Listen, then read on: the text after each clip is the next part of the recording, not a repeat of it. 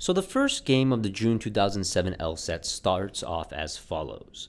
A company employee generates a series of 5-digit product codes in accordance with the following rules. All right, so let's go through the rules one at a time. The first rule tells us the codes use the digits 0, 1, 2, 3, and 4, and no others.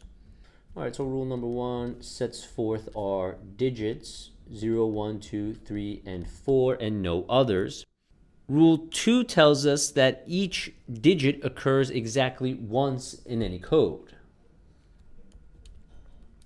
All right, so we have a 5-digit product code. We have 5 digits, each digit showing up exactly once. So what we see here is a game that's going to be 1-to-1. So you notice again, we have 5 product codes, 5 digits, 0, 1, 2, 3, and 4. And we're trying to place each of these digits exactly once in this 5-digit code. The third rule tells us the second digit has a value exactly twice that of the first digit.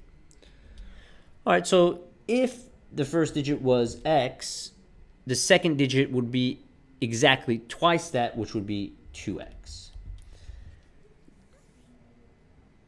And you should notice that there are only 2 possibilities from rule 3. Because either our first digit is going to be 1,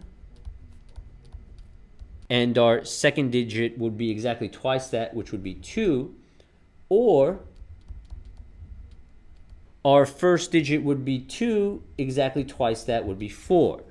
Notice it's not possible to have 3 as the first digit because exactly twice 3 is 6, and 6 is not an option. And obviously we can't have 0 show up first because twice 0 is 0, and each digit only appears once. Which brings us to the fourth and final rule here, that the value of the third digit is less than the value of the 5th digit.